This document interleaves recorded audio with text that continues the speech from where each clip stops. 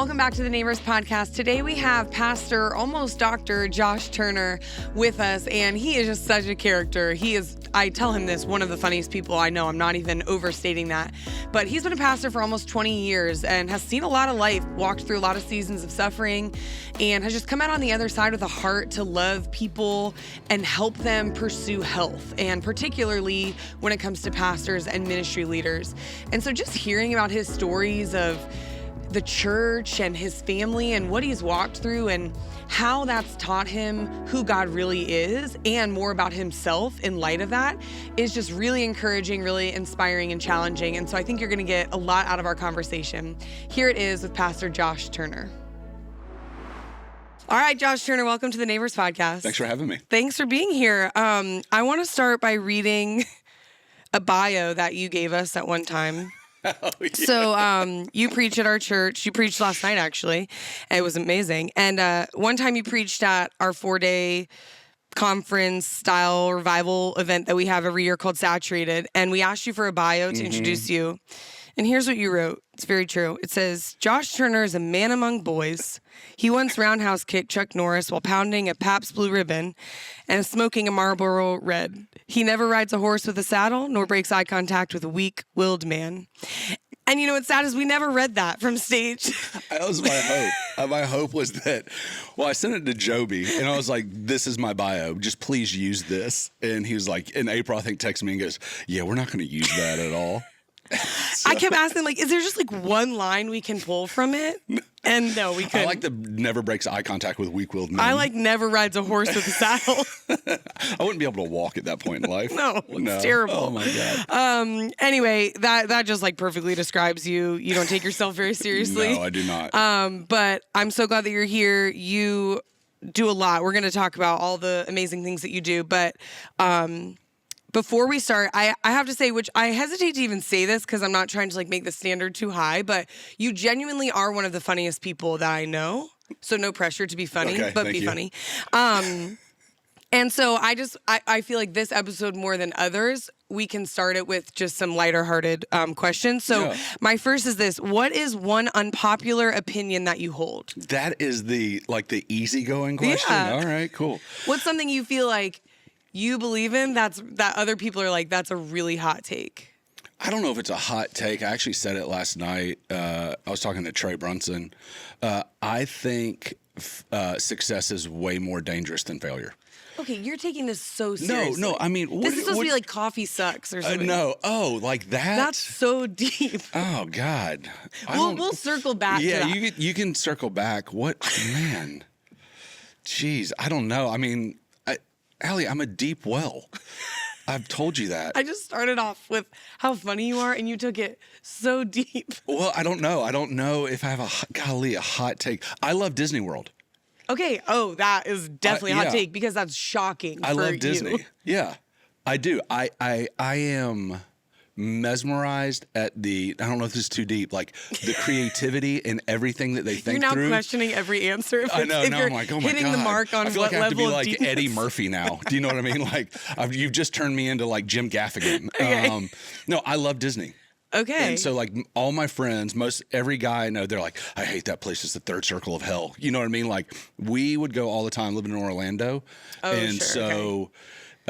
Like, would you go by yourself? Oh, no, that's just Okay. creepy. Yeah. Okay. I have a buddy. This is a true story. I have a buddy who was on our staff in Orlando, and he would go to Disney all the time by himself, but he didn't want to seem like a weirdo. So he doubled down on the weirdo, bought a fake wedding ring, and would wear it to stand in line so people would think that his family was somewhere else. And he's kind of a bigger black dude too, and so I'm like, you're just a weird dude standing in line by yourself. And he's like, yeah, I don't want to be too weird. I'm like, that's pretty weird, bro. Well, I mean, I kind of appreciate that he bought the wedding ring. I mean, he really thought through it. He really did. Yeah. Okay, yeah, Disney World. Well, my husband and I have been like not against Disney World, but we're just like, we just don't want to be a Disney family. Yeah. But now that we have kids, just give in, man. I'm kind of like, just let it actually Walt does seem magical. Take all of your money. All of your money. All of your money. They actually buried him with his hand holding a wallet out of the grave. 100%. Okay, but when you go with your family, I mean, with Riley, you probably get to go to the front of the lines. Yeah, we do. Yeah, so That's kind of amazing. Yeah, it's pretty good. I mean, we use the wheelchair to our advantage. I mean, you know what I mean? If you're going to be there with it. I mean, if we're there, you're going to use it. You know what I mean? She'll roll up to people and be like, "I'm hot. Can I get in the shade?" And I'm like, she totally plays into it. Be. Oh, she God. has to be in the shade. So we do. I mean, I think for Disney, for me, like, I love how they think through everything, the customer service, True. like all that blows me away. Oh, yeah. And so that's usually when I go, that's what I'm looking at. And I always try to see, like, they have there are trash cans like every 30 feet at Disney. So my wife has caught me pacing off trash cans in multiple directions. You just go full like systems and processes. Yeah, like I'm like outside the Country Bear Jamboree, like pacing off a trash can. You know what I mean? I was like, "What are you doing?" Disney. Like with a turkey leg, and I'm just sweaty. The turkey leg. Ew. Okay, what is your wildest moment? So you've been a pastor for how many years? Almost 20 years. Okay, 20 years. So you've seen some stuff. I have seen some things. What man. is the wildest moment? Like funny, not deep. No, I'm not gonna funny give you- yeah. moment. Wildest moment as a pastor. So there's one I cannot share because it is not appropriate. Okay, great. Okay, so you prayed for a filter earlier, which was definitely directed at me. When we were pastoring in Orlando, I'm gonna give you 3 quick ones. Okay, great. So we had this homeless guy that came to our church named Ra, like the sun god. Oh, wow. He was like weirdly super jacked for a homeless guy. Like He's like doing burpees. I don't know what he was doing, but whatever it was, I'm not doing that because we don't look the same. And on Mother's Day, we're standing in this big courtyard out front of our church, and he walks up and he's carrying a massage table, which makes me also think, where did you get that? Where? And he just sets it up in the courtyard, and I walk over to him. I go, "Hey, Ra." I go, "What's going on with the massage table, man?" He goes, "Man, I just want to thank all the ladies for letting me come to church here." Yeah. No. So his service. Dead serious. Oh, he carried a massage table. He didn't drive up. He carried it through the streets of Orlando to our church. So there was that one. So what'd you tell him? Put up the freaking massage table, man. You're not rubbing the women at our church. Was he offended? No, we had a lot of interactions with Raw. You had some relational equity there. Yeah, but there was also this level with Raw of like he could stab us at any time. Do you know what I mean? Because we caught him shaving his eyebrows off one day in the men's bathroom because he said he couldn't see at night super well for his fighting. And then we caught him shaving his head in the men's bathroom one time, bleeding everywhere because he said that the mob had put a hit out on him and he was in witness protection. Wow. So that was just a normal Sunday for us. Mm-hmm. We also had this guy that he had his emotional support dogs with him, and he would ride his Segway up the ramp into the back of church, into the handicap seating, the wheelchair seating, and he would have his 2 emotional support dogs, and they would just bark in service. What? And so then we had to finally tell him, "Hey, man, you can't bring your dogs into service." So then one of our volunteers would have to stand outside holding his 2 schnauzers. And this same guy, you know, Pastor Justin Todd, who's your manager and campus pastor, Justin preached for me one Sunday. I was out of town, and Justin called me, and he's like, I go, "How'd it go, man?" He goes, "I just think I got the worst compliment I've ever gotten in my life." I go, "All right, tell me more." He goes, "You know the guy that rides the Segway?" I'm like, "Yeah, I know the guy that rides the Segway." He goes, "I was preaching on following Jesus and being obedient, and the guy walks up to me and goes, 'Do you know who you sound like when you preach?' And Justin goes, 'No.' He goes, 'You sound like Hitler when you talk.'" What? Because you're just talking about obedience. And I go, "Holy cow, bro, you got called Hitler from your sermon. That's awesome." Like nobody else has been called Hitler from their sermon. And then this is probably my other favorite one.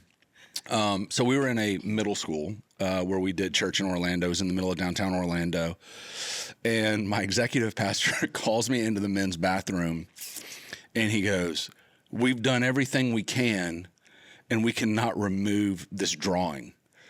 And on the men's toilet seat, there was a picture of a large male body part drawn, and up under it was just written "Big Wiener" in blue Sharpie. And he goes, we've done everything. Nothing will get this to come off. I go, well, that's there. And I took a picture of it and sent it to the church planning network that I work for. And I said, I want my money back because nobody prepared me for this. So those are like the tame ones. Wow. Off the air, I'll tell you the other one.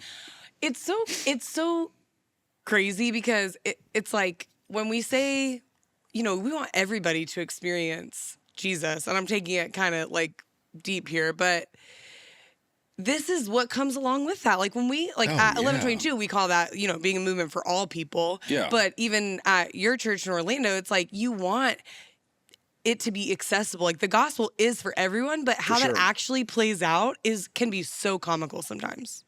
Yeah, and you have to laugh, otherwise you go crazy. Sure. Like you have to laugh at a staff member holding 2 schnauzers outside. Yeah. This person came we're gonna thinking, try and have this. I'm going to make a difference for the Lord today. Yeah. And they're outside. They gave up their life, their vocation. They gave up that morning to come and to serve. And now they're standing in the Orlando heat with 2 schnauzers that are so confused. Sure. Because they're like, who are you? And where's the segue? Sure. The segue. Oh, wow. It's so good. Okay. What is the most inappropriate thing you've accidentally or on purpose said from the stage? Well, one of them was at 1122. It was. Yeah, and we won't get into that, but that was totally accidental.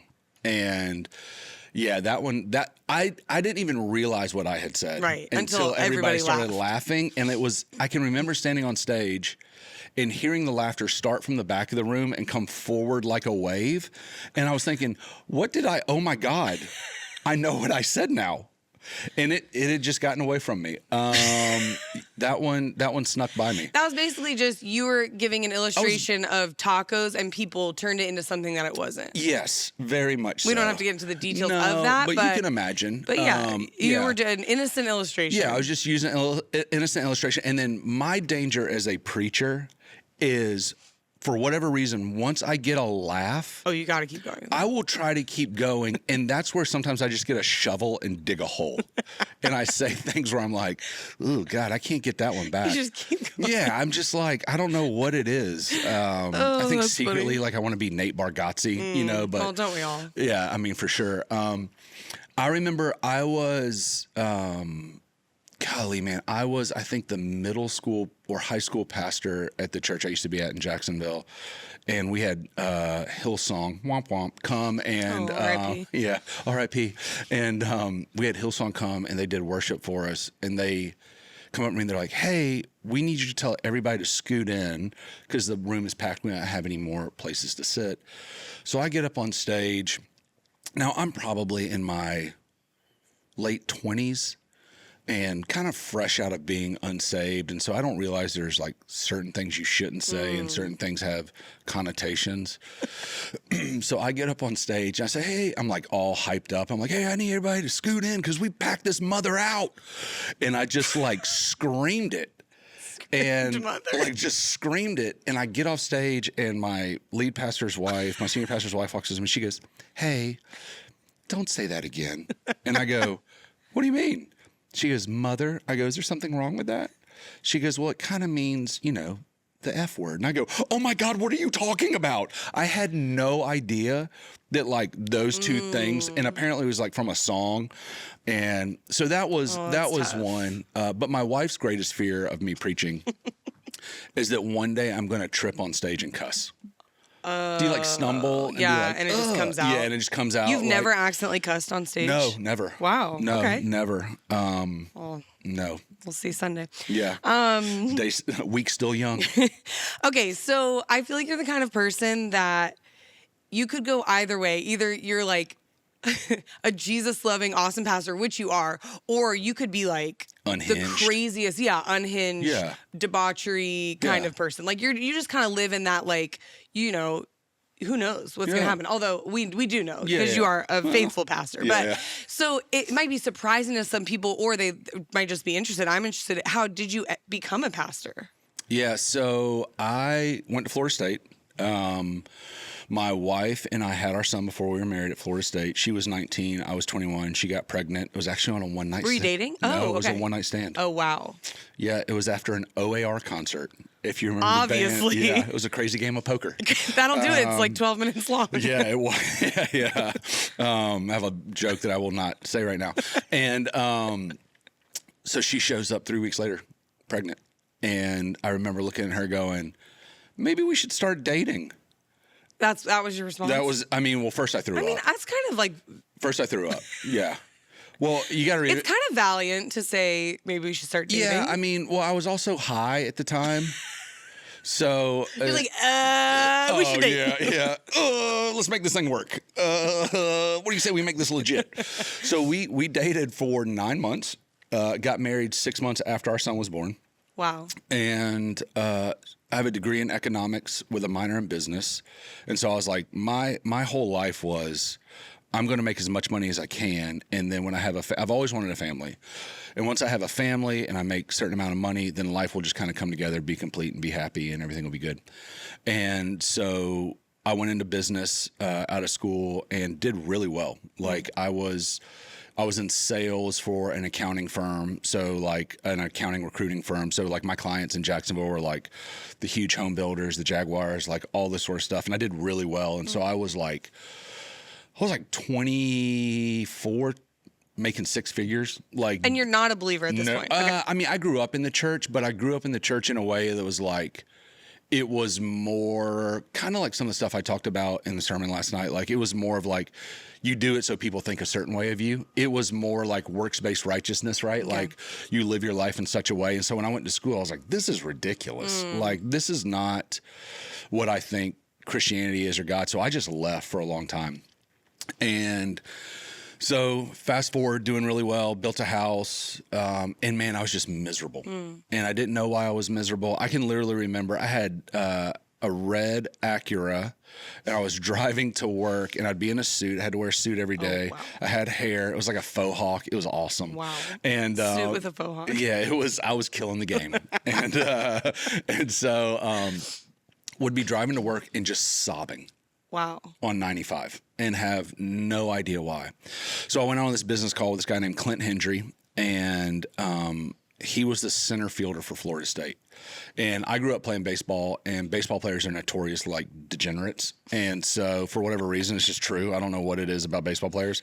So I'm thinking to myself, if I was bad at Florida State, this dude had to be way worse. Right. So we're standing in a hallway, and he goes, hey, man, tell me about yourself. And I go, oh, man, I still like to go out and party and smoke a little weed every once in a while. And I go, what about you? And, man, I still get choked up. He goes, man, I don't want to be weird. He goes, but I love Jesus, and I love serving at my church. And that was all he said. And I wanted to follow up that comment with, oh, I believe in God. But my previous sentence was, I'm still taking bong rips. Right. Do you know what I mean? And so it messed with me. Now I know it was the Holy Spirit. Now it messed with me. And so I went home to my wife, Becca, or my baby's mama, as we talked about earlier. And I said, hey, this guy said something to me. I think we need to go to church. And she's like, all right, cool, let's go to church. So we start trying all these different churches.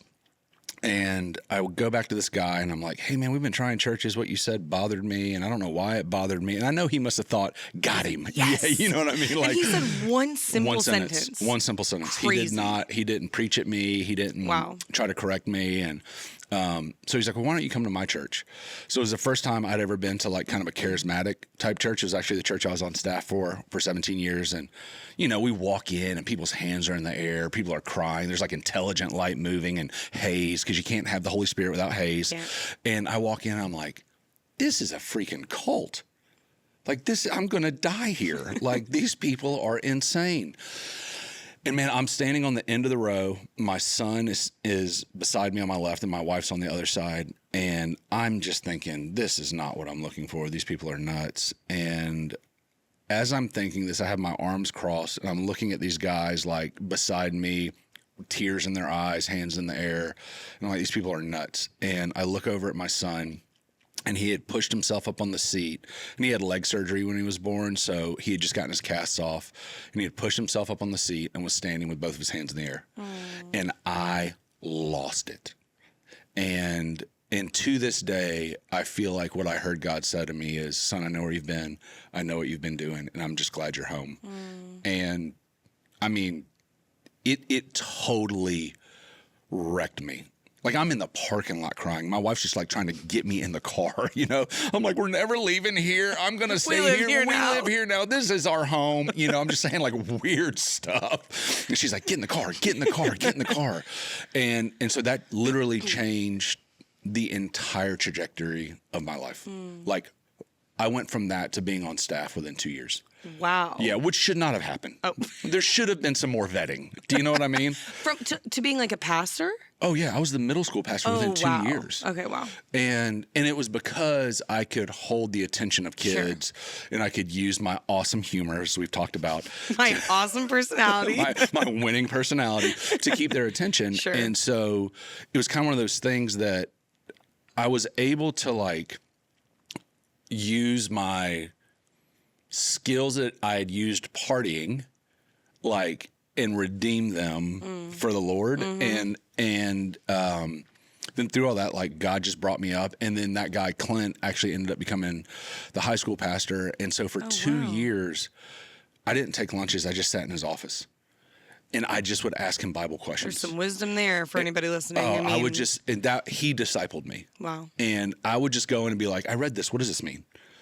And meanwhile, I'm a pastor going, what does this mean? How do I, you know, and he just took the time and worked with me forever through it. And, wow. And so he's still a friend. And when my wife and I actually both got back into the church and we rededicated our marriage at 5 years, and Clint actually did it. How cool. So, yeah, it was really cool. So cool.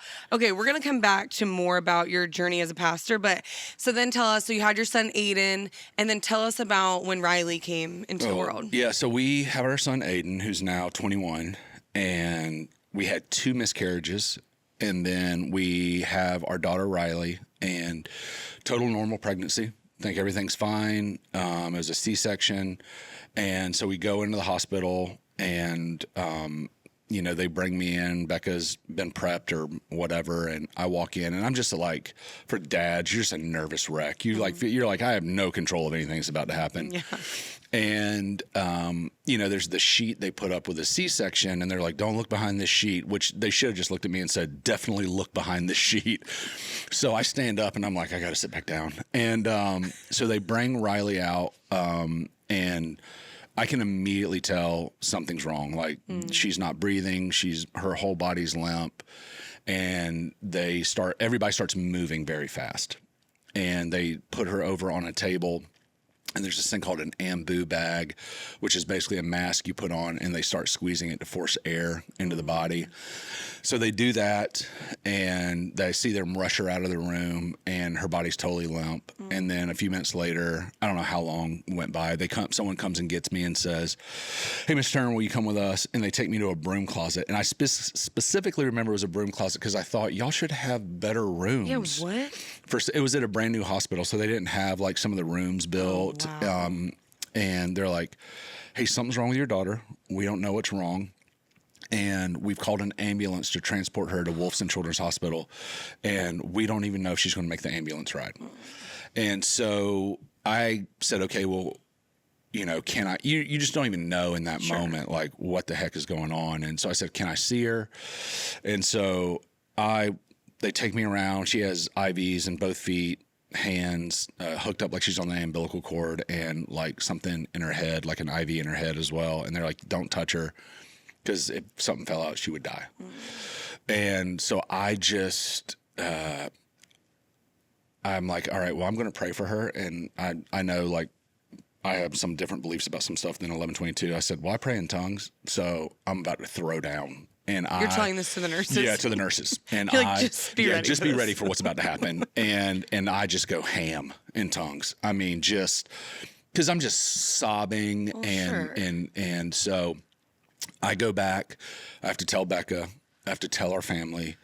And what was crazy about that was I was walking back by the nurses' station, and one of the nurses grabs me by the arm as I'm walking by. Like, she reaches over and grabs me, and she goes, you're that little girl's dad? And I go, yeah. She goes, I need to tell you something that freaked me out, and it scared me so bad I had to call my grandmother. And I go, okay. She goes, I did procedures on your daughter that I have never been trained to do and do not know how to do. And I literally felt like something took over my hands. Wow. And it was the moment like I was praying over her. Wow. And so that's the stuff like you hold on to. And then we spent 3 months in the NICU, gave her a tracheostomy feeding tube. At one point, her doctor in the NICU came up to me and said, I've done $1 million worth of testing and everything comes back normal. We mapped out her entire genetic sequence. It took 3 months. And they finally told us that she had something called spinal muscular atrophy was their best guess. They took me and Beck into a room and said, she's the best she'll ever be, and she will live a year, and you two will have to determine when to let her go. And we get her genetic test back. That's not what it was. And they literally just said, we have no idea what this is. We have nothing else we can do. Take her home and keep her healthy. And that was over 16 years ago. Wow. Yeah. And she couldn't talk, right, for a while. No, 7 years. You talked about that in your sermon a bit. Yeah. But now she's, I mean... Yeah, I have to remind myself that it's a gift that she talks because she's 16.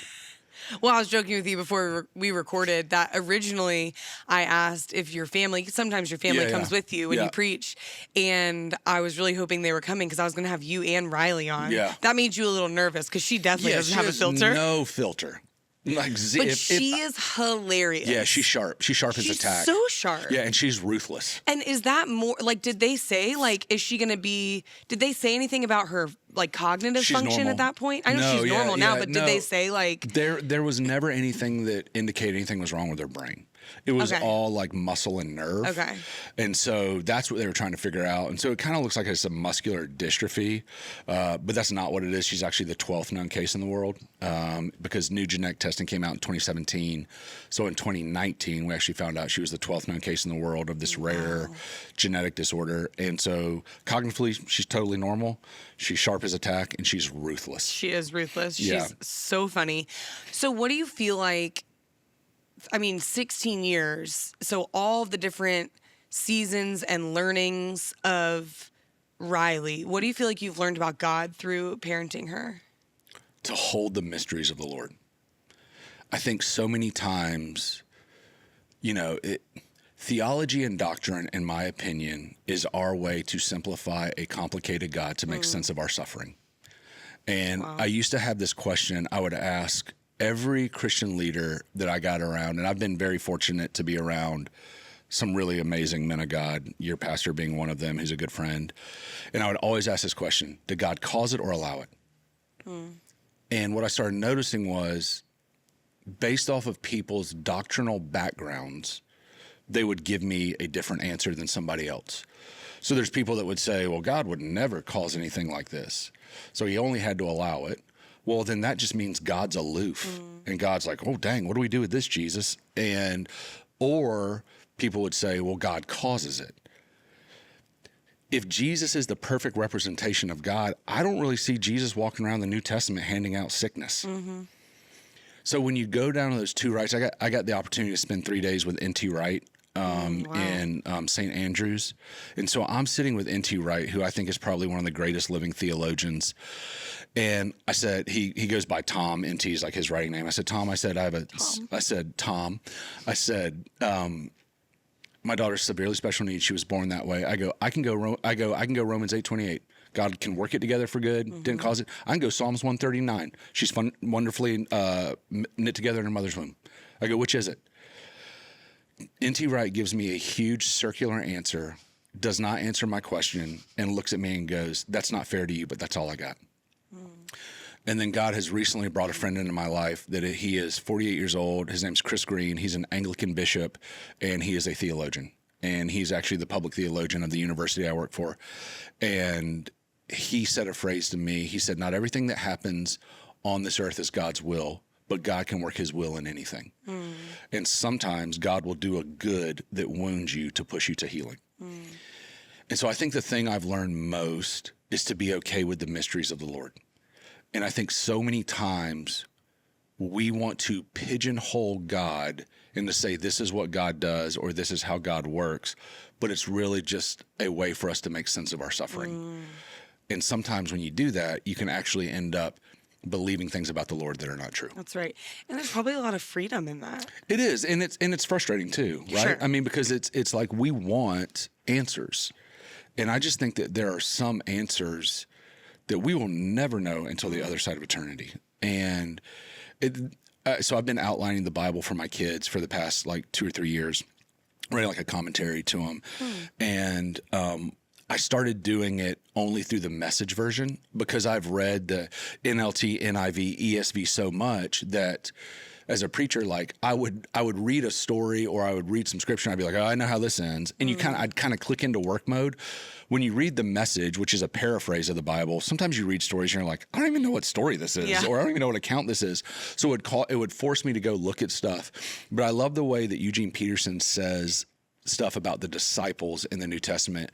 There's so many phrases he said, and they realized they were in a holy moment with Jesus, or they realized they were in the mysteries of the Lord. And I was just like, man, I love that. Like, I tell people all the time, I can't figure out how to program the clock on my oven. If I can figure out the God of the universe, I've probably made him too small, right? If my dumb behind cannot be like, how do I change the hour on this clock? Seriously. But I can look at someone and go, well, let me tell you how God always works. Right. I've probably minimized him a little bit.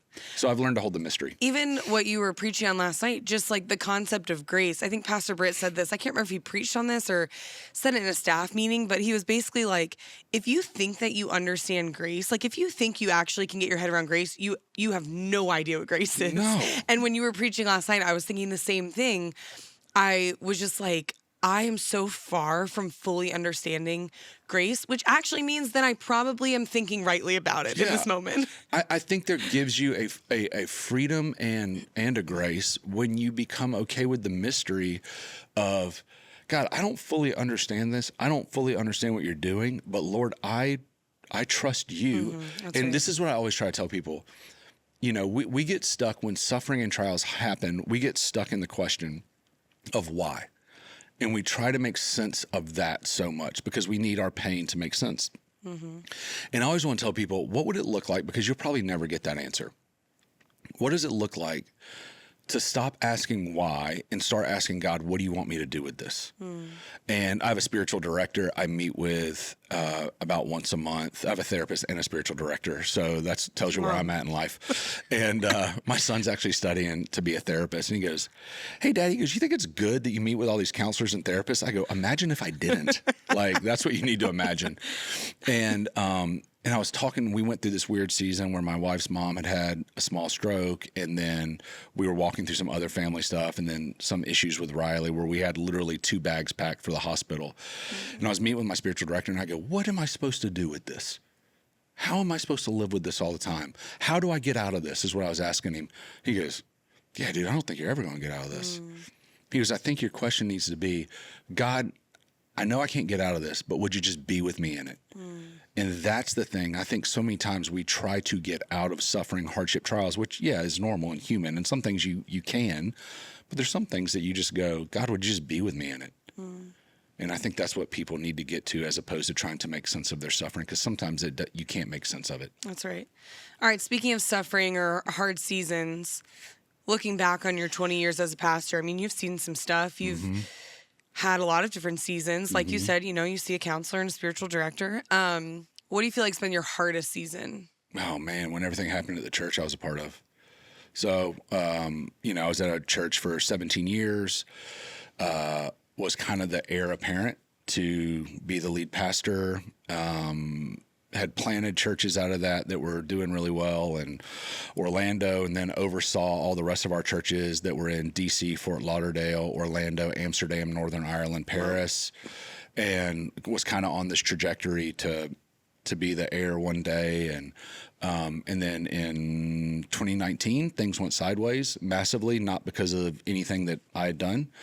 And all of a sudden I find myself not on staff, not in relationship, ostracized. Like I tell everybody, like if you know Star Wars at all, I went from like Anakin Skywalker to Darth Vader in that organization. Like I became the person that it was easy for my former lead pastor to demonize to make sense of things. And it was brutal, man. I mean, it really, Like we weren't allowed to take our kids back to the church. Wow.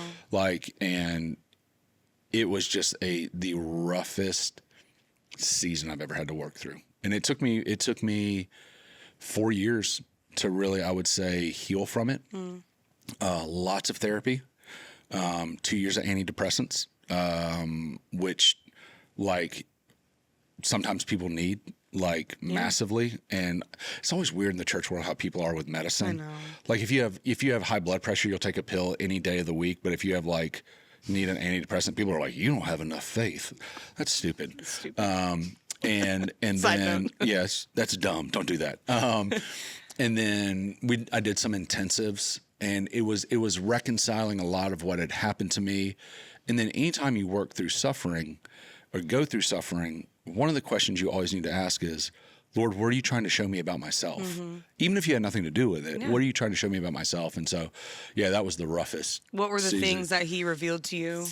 Yeah, I would say the main one, there were two really big ones. The first one was that I really loved Jesus, because I had every reason to give the church 2 middle fingers and to never go back into ministry. And Charles Spurgeon talks about it when he talks about preaching. It's like the burning in your bones, like you can't do anything else. And I realized that what had happened to me was not Jesus, it was just man. But then the other thing that I really learned was I thought, as a pastor of 17 years at that point, I had a really good relationship with Jesus. Like he and I were really good. And then all of a sudden, when everything's taken from you that you've built, that you've been a part of, I recognized that my relationship with Jesus at some point in my walk, I had built it off of how hard I worked for him and not actually my walk with him. So now I don't, quote unquote, have anything to work for him for. And I had to reconcile, oh man, God, I think I thought you and I were really good because I worked really hard for you. And I tell everybody, I'm really good at being a servant of the Lord. I'm not great at being a son of the Lord. And that's like, that goes back to what my buddy said. Sometimes the Lord will do a good that wounds you to push you to healing, because then I had to reconcile all that. And I had to reconcile, what does it look like to have a relationship with the Lord when I'm not, quote unquote, working for the Lord. Yeah. And so that was kind of a main one. We live, I feel like all the time, we just hear about all these people walking away from their faith, or something happens in their church and they were in a leadership position, and this term deconstructing faith has come about. But you had the opposite experience. Like you said, the number one thing you learned when you were hurt by the church was, I love Jesus a lot. Yeah. Why is that? Because that feels countercultural, even though that feels right. Yeah. But why is that feel so countercultural? Yeah, because I think when things happen to us, we want to demonize something, right? And we want to try everything. I think that the majority of things that we do as people is trying to make sense of our lives and trying to make it palatable to us and to understand it or whatever. So when things happen to us, we're usually looking somewhere to point the finger. And I think honestly, Riley, in this journey with her, really prepared me to walk through suffering and trial. And listen, if a doctor tells you you're going to lose your daughter and you have to determine when to let her go, and you still choose to stick it out with Jesus, you're probably pretty in. Pretty resilient. You're pretty in at that point, you know? And so, but I think that so many people, we just try to make sense of our suffering, and it's hard to look at ourselves. It's hard to go, well, maybe I was a part of this, or maybe there's something else going on, or maybe there's something I could have done different, or maybe there's something the Lord's trying to reveal to me through this. Because most of us don't want to wade through our pain. We don't want to wade through our heartache. We don't want to wade through our suffering. We try to skate around it or outrun it. And the problem is you can't do that. You just end up outrunning it. You just keep trying to outrun it for the rest of your life. And I think that, the easy thing is to point a finger and say, well, so-and-so did this to me, or the church did this to me, so I'm out. Well, first of all, the church is not Jesus. Like the church is, yes, it is the bride of Christ, but all churches, at the end of the day, they're all run by men who were all fallible and we're all broken, and we're doing our best to try to love the Lord. And sometimes guys get it super wrong.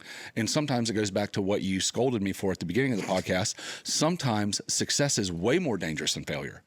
And sometimes when you are a successful pastor, you actually end up believing things about yourself that the Lord has never said about you. And you make decisions that are not best for the people, that are best for the quote unquote organization that you're leading. And that wounds and hurts people. And it's easy to point to that. And then I think when it comes to God and people deconstructing, like, I think there's a difference between deconstructing faith and deconstructing your idea of who you think God is. Does that make sense? So, like, I think a lot of us, we have ideas of who we think God is, and those ideas usually don't come from Scripture. They come from what we've worked through and walked through and trying to make sense of God through Scripture, so we end up believing things about God that are not true. So then when we're faced with a trial, you have really two options. Either God's not real, or I have come to believe things about him that are not true. And that sometimes it is easier to go, he's just not real, than to go back and have to reconcile everything that you have come to believe about him. Which is the refining. I mean, that is the refining. And that process of, okay, what do I actually believe about God? And I think suffering is good. Yeah. I mean, you cannot read Scripture and minimize the gift that God gives in suffering. And I know we don't like it. And, you know, we always want Jesus, I think I said last night, to be like the feathered hair walking around with a bucket of lollipops, handing it out to everybody who's just loving and great all the time. But man, that's not a lot of Scripture. Yeah. You know, Scripture is hard because suffering forces you to the place to understand who God is. Yeah. Wow. So good. So out of that experience, is that what led you to have the idea to start your ministry 1010 Project? No, I mean, not really. So I started something 8 years ago with a guy named Brad Lomenick, who used to run the Catalyst Conference. And we started that 8 years ago. There was a pastor in South Carolina that had a gigantic church. And I got a phone call on a Thursday that he was being removed on Sunday. And so I called my buddy Brad and I was like, hey, have you heard they're removing this guy? He's like, there's no way they're removing this dude. He's too big of a deal. The church is too great. Well, sure enough, he gets removed on Sunday. And so I start thinking, what is it about pastors and ministry people that we build things in our 20s and 30s, and a lot of guys don't make it past their 30s now, but we build things in our 20s and 30s that end up consuming us in our 40s and 50s. Wow. No one starts like that, right? No one's like, I'm going to build a great church and serve a bunch of people. And then, you know, when I'm about 45, I'm going to have an affair or get like an addiction, some sort of cool addiction, or do something weird with money or, you know, whatever the case may be. So Brad and I started this thing called Young Guns. And it really came out of a place of, I was afraid for myself. I was afraid, what am I doing now that can consume me later that I don't even see coming? Yeah. And so we start Young Guns, and we basically started taking 60 guys 3 times a year to Colorado. We'd ride horses, and we'd bring in 3 older pastors or guys to just speak to us about how not to blow up our lives. So in 2020, we did one. And I took a good friend of mine. His name's Darren Patrick. Pastor Joby's was friends with him. And Darren had previously had a moral failure, went through restoration, submitted to another pastor, and was super open about his mistake, what led him there. So I was like, Darren, will you come and talk to these 60 guys? And he's like, yeah, dude, absolutely. And I watched my friend. We roomed together for 5 days because we went a couple days early with 2 of my other best friends. And I watched this guy pastor 60 guys for 3 days in an unbelievable way. I mean, just amazing. And we had a lot of laughs and sat in rooms at night and cracked up and told stories. And then 3 weeks later, he killed himself. What? Yep. And so I got a phone call. My wife was in a small group, and a friend of mine, Dino Rizzo, called me and said, hey, are you sitting down? I need you to sit down. I said, what's up? And he goes, Darren's dead. And I go, what do you mean Darren's dead? He said, we think he accidentally shot himself. I said, what did he shoot himself with? He said, an AR. I said, he killed himself. You don't accidentally shoot yourself. If you accidentally shoot yourself with an AR, it's in the leg. It's not under the chin. And I talked to Darren the morning of and had no idea at all. Zero. And that was the third guy I knew that year that had committed suicide that was a pastor. Wow. And so my business partner, the other guy, the founder of 1010 with me, Tyler Reagan, we started asking the question of how do we help guys stay healthy? And it can't just be a trip away, right? Like John Eldridge, who was like my spirit animal. I got to meet him, by the way, last year and like interview him. I have friends, like this doesn't sound like a humble brag. I have friends that are famous. Yeah. Like they're famous people. I don't care. I'm around them. I'm totally normal. I met John. It's John for you? Oh, dude, I became a high school girl. Did you bring your wild at heart? No, I started talking to him because I'm interviewing him at this Young Guns thing. And I walk up, I was like, hey, John, I just need to let you know. And I start crying. No. I'm like, get a hold of yourself, Turner. Like, and John's just like so kind. Oh, John is everything you want your heroes to be. Oh, I'm sure Stacy is too. And so, yeah. But I just was like, anyway. So I was just like, but John says, he says, there's a difference between relief and restoration. And I think a lot of guys, we're all really good at relief. I'm really good at going away on a trip for 3 or 4 days, doing something crazy, but then I have to come back and all the stuff that I need relief from is still there. So what does it look like to actually help a guy live a restorative life? So what we say 10:10 is, it comes from Ecclesiastes 10:10, a dull axe requires more work, so use wisdom to sharpen the blade. So what we say is we run a ministry leader prehab. We want to help guys stay healthy in ministry. We actually don't take guys in crisis. We take guys that are healthy. I mean, they're working through something. And so we knew that it had to be a long process. It's a year long. When you study the numbers and the percentage of pastors that say they're alone, it's super weird because you're constantly surrounded by people, but you don't feel like you can be honest with many because you need them to see you a certain way. Your staff needs to see you a certain way. The people you pastor need to see you a certain way. You got to be the man of God. And so we put them in cohorts where pastors are, together in groups with other lead pastors. But one of the main things we do is our middle trip is a counseling intensive. So we have 4 therapists that work with us, and we actually use the 1122 Retreat Center, and we all go there and we fly in 4 therapists, and it is 4 days of intense therapy.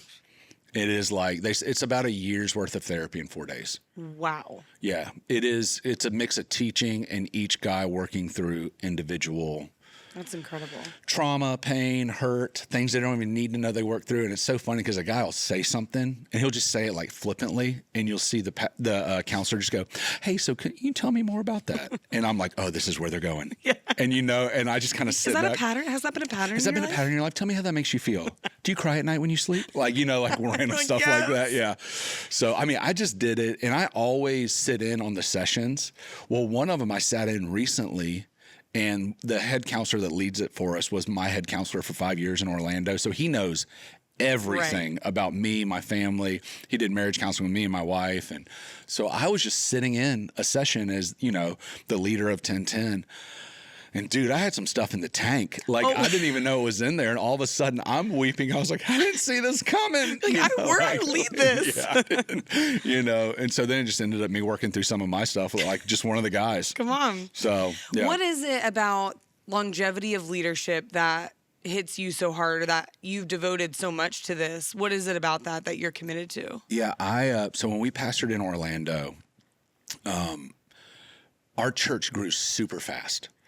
And so you would go to church planning conferences, and the opening video would be of me talking about well, this is how we did it. And this is, and then come to find out, A, I'm arrogant. But B, the reason our church grew so quick was right before we planted 3 of the largest churches in Orlando, all the pastors had affairs. So we just got a bunch of scattered sheep, so to speak.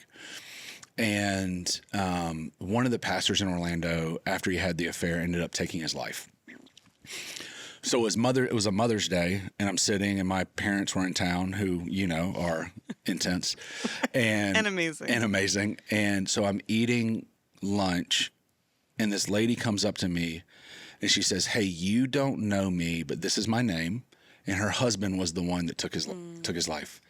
And she said, we go to your church, and I want you to know that my children prayed for their dad every Sunday, but now they pray for you. And I'm like, trying to eat a burrito, at this Mexican restaurant. Notice what I didn't say. And no tacos. And I'm just, and so I got to see when pastors fall, what it does to a family and what it does to a congregation. And then what it does, and Jesus doesn't need me to protect his name, right? But I saw what it does to people and their faith.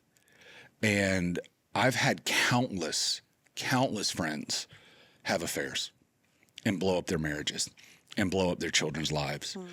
And for me, if Jesus says his yoke is easy and his burden is light, what are we doing wrong? And how do we help people and help guys?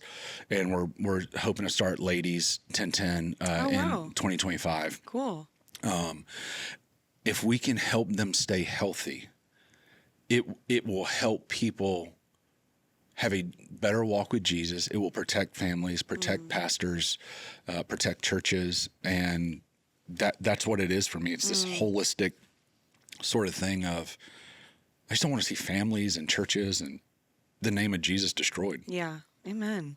Okay, so for the person listening who maybe they're not going to go through a 1010 project cycle, but they want to pursue health. Yeah. What are just some, we probably need hours to unpack all the things, but what are just some first steps they could take towards health? God, get a counselor, man.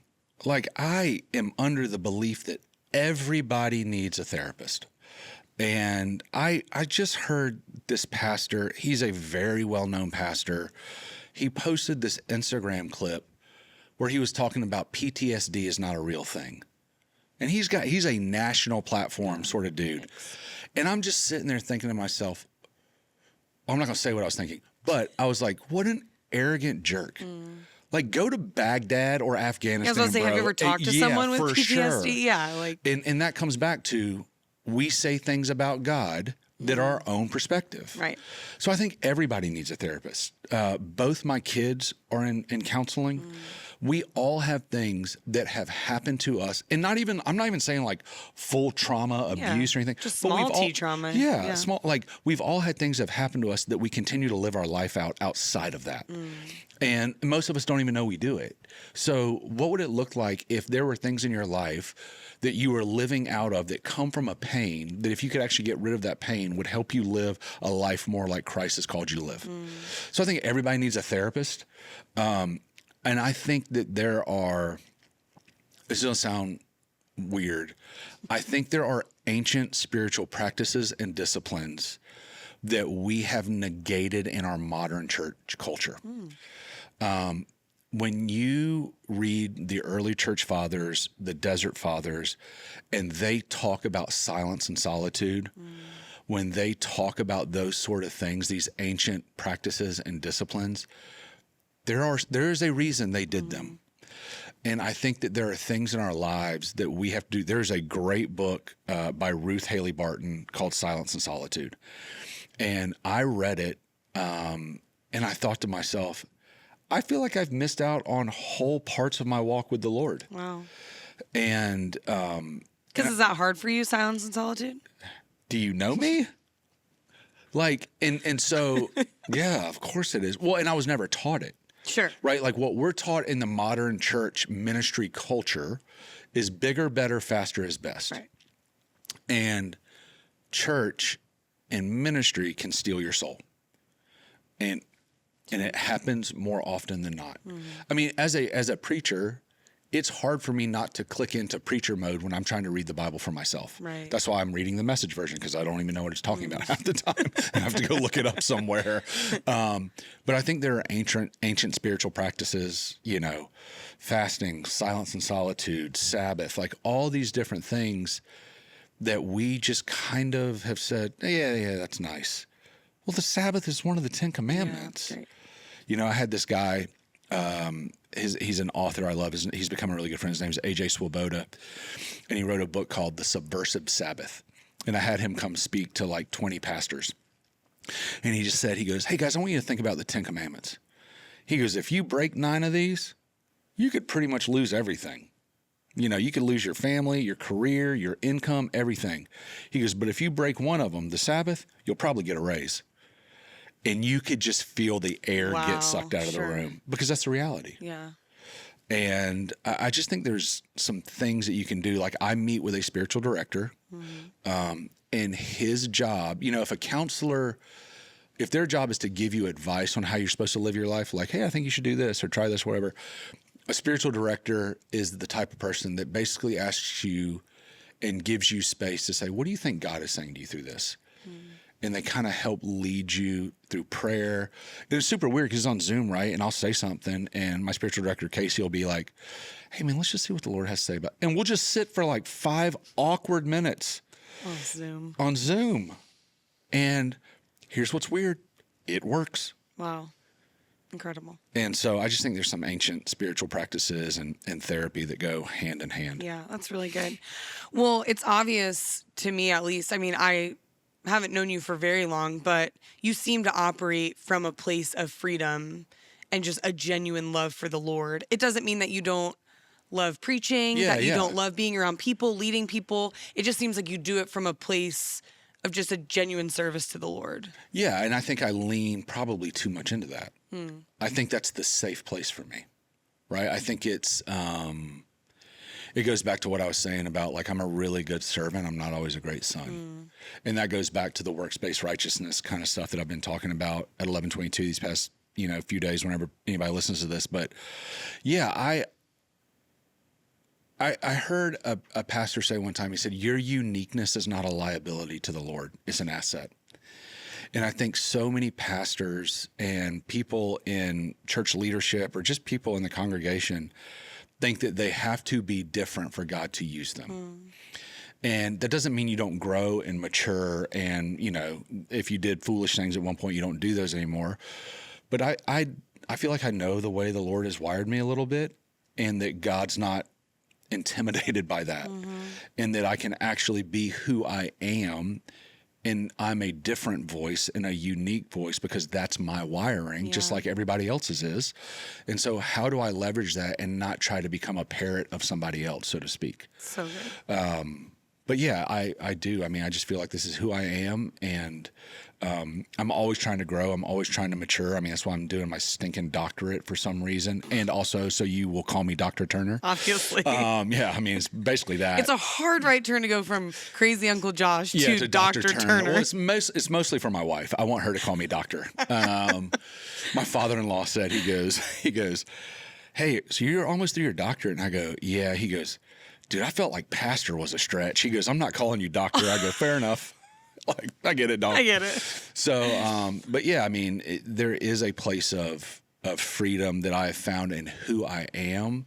The place that I still wrestle with is the workspace part. Yeah. Right. Like I think I said, like, I have friends that tell me that I'm a Pharisee to my own heart. Right. Because I'm the hardest on myself. Do you think you're gonna write a book one day? I did write a book. Oh, you did? Yeah, it comes out beginning of February. Joby wrote the foreword. No way. Yeah, Joby wrote the foreword. What's it called? Into the Storm. Okay. A Pathway Through Suffering.